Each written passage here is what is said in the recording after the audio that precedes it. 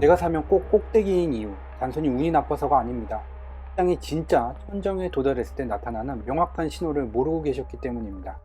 수십 년 금융 역사상 단 한 번의 예외도 없이 폭락 직전에 커졌던 세 가지 천정 신호가 지금 발생되고 있습니다. 이미 시작된 마지막 경고의 실체, 지금 바로 눈으로 확인하시기 바랍니다. 시장의 천정 조건 첫 번째는 신용융자가 한계에 도달하게 됩니다.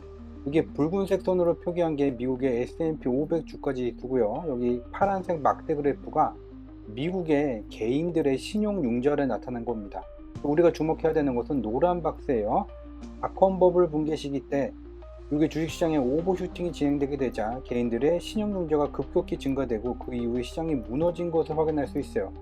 2008년 글로벌 금융위기 시기 때도 주식시장에 오버슈팅이 진행되자 개인 신용융자들이 급증하게 됐고 시장은 곧 폭락하게 됐습니다. 즉 시장의 하락이 격화되기 전에 나타나는 특징, 바로 이와 같이 주식시장의 오버슈팅과 개인들의 과도한 신용융자, 남의 돈을 빌려서 투자하는 것이죠. 이와 같은 현상이 나타난다는 것. 그리고 2022년도에도 주식시장이 장기간 폭락하게 될 때 주식시장에 오버슈팅이 나타나게 되자 개인들의 과도한 신용 물량이 증가했던 것을 확인할 수 있습니다. 즉 주식시장의 상승세보다 신용융자 물량이 더 격하게 증가되게 될 때 이것이 시장이 붕괴되는 신호라는 것을 다시 한번 확인할 수 있죠.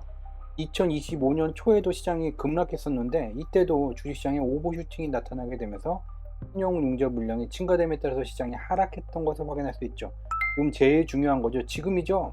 파란색 막대 그래프를 보세요. 2022년 고물가로 인한 경제 침체 우려, 스태그플레이션 공포 때 개인들의 신용융자가 늘어났던 것보다 더 격하게 지금 AI 버블이 형성되면서 개인들의 남의 돈을 빌려서 투자하는 물량이 급증하면서 이게 바로 천정 신호 경고를 울리고 있다는 것을 우리는 확인할 수 있습니다. 시장의 두 번째 천정 신호는 달러 환율 강세예요. 2024년 말에 달러가 약세 전환을 하기 전에 달러의 오버슈팅 현상이 나타났어요. 오버슈팅이 나타나게 되자 그 뒤에 시차를 두고 구글을 포함한 주식시장의 단기 급락 현상이 2025년 초에 이와 같이 이제 발생이 됐죠. 그 이후에 이제 우리가 주목해야 돼요. 달러가 이제 약세로 전환됐잖아요. 그래서 노란색 박스에서만 움직였어요. 노란색 박스에서 달러가 상승하게 되더라도 이 기간에는 AI 기술주 시가총액 상위 종목들이 오버슈팅 현상이 진행됐죠. 우리가 이제 주목해야 되는 것은 지금이죠. 6월 달에 달러 지수 기준으로 100을 넘어서게 되자, 즉 명목상 달러 강세가 본격적으로 시작되자 이와 같이 구글이 하락세로 전환되는 것을 확인할 수가 있어요. 구글만 그럴까요?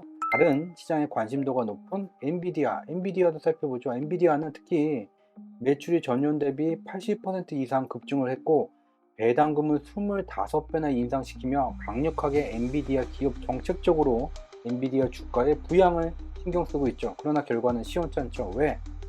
앞에서 봤었던 똑같은 원리가 작용하고 있습니다.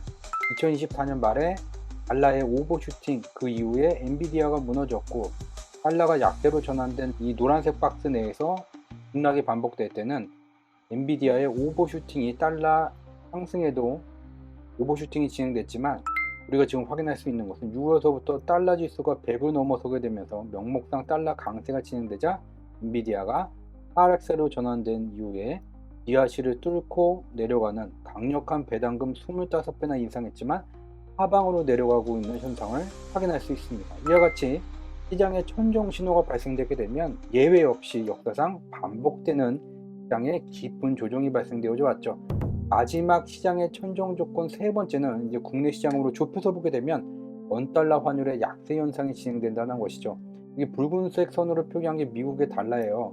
우리가 원달러라고 말하는 것은 달러 대비 상대적인 원화의 가치를 나타내기 때문에 달러의 등락에 원달러 등락이 연동되죠. 그래서 녹색 화살표로 표기한 것들을 보게 되면 달러가 상승할 때 원달러 환율이 상승해요. 그리고 참고로 우리가 알아둬야 될 게 달러가 상승하는 것을 우리는 달러 강세라고 말해요. 그렇지만 원달러가 상승하는 것은 원화가치 약세라고 말하죠. 왜? 상대적인 가치잖아요. 얘가 강세니까 얘가 당연히 약세인 거죠. 복잡하다면 기억해야 되는 딱 한 가지는 달러가 상승할 때 원달러가 상승하고 그때 원달러를 약세라고 표현한다. 지금 달러가 이와 같이 상승하자 원달러가 더 강하게 상승 중이죠. 아니 왜 원달러가 더 강하게 상승하는 것일까? 여기에 세계 6위 규모의 대형 글로벌 투자 은행이 유명한 영국 바클레이즈가 원달러 환율에 대해서 경고하고 있습니다. 무엇을 경고하고 있냐면 지금 국민연금이 계속해서 대한민국의 코스피를 매입해 왔다. 문제는 코스피의 매입 기준 비중이 딱 정해져 있는데 이 기준 한계를 넘어섰음에도 국민연금은 매도하지 않고 계속해서 주가를 부양해 왔다. 근데 이제 문제는 이와 같은 국민연금에 의한 코스피 상승세가 격화되자 국내에 들어와 있는 해외 투자 자본은 국내 대한민국 주식 비중의 한도가 넘어서게 되면 기계적으로 매도를 하게 되면서 대규모 매도가 진행되고 있다. 따라서 이들은 주식을 매도를 하고 이들의 주식 매도에 의해서 원화로 이제 돈을 받잖아요. 근데 원화를 다시 달러로 환전한다. 즉 원화를 매도하고 달러를 사기 때문에 앞에서 봤었던 달러가 상승하는 것보다 원달러 환율이 더 격하게 상승하고 있다라는 거죠. 이것을 우리가 아니라 세계 6위 규모 영국 바클레이즈가 공식적인 보고서를 통해서 세계 여러 곳에 공유를 했죠. 그래서 무슨 일이 벌어지고 있느냐, 이 밑에 게 이제 코스피예요. 코스피도 마찬가지예요. 달러가 이 노란 박스 내에서는 상승하더라도 앞에서 봤었던 구글, 엔비디아처럼 추가적인 상승이 나타나게 되죠. 근데 얘가 달러 지수가 100을 넘어서게 되자 바클레이즈가 경고한 바와 같이 달러의 상승 속도보다 원달러 환율의 상승 속도가 더 격해지면서 원달러 환율의 약세가 강화되자 코스피가 꺾이는 모습을 앞에서 봤었던 구글과 엔비디아와 동일한 모습을 확인할 수 있어요. 구글, 엔비디아 똑같은 모습이 코스피에서 나타나는데 코스피는 다르다 라고 우긴다는 것은 현실을 외면하고자 하는 그런 심리라는 것 부분에서 반드시 인지할 필요가 있죠. 그래서 오늘 이제 살펴본 것은 간만에 이제 롱폼으로 인사를 드렸어요. 저희 경제지표 스토리텔링은 2018년도서부터 매주 수요일 공개 방송을 진행해 왔었죠. 최근에는 이와 같은 쇼폼으로 주로 인사를 드렸습니다. 근데 간만에 이제 롱폼으로 인사를 드렸고요.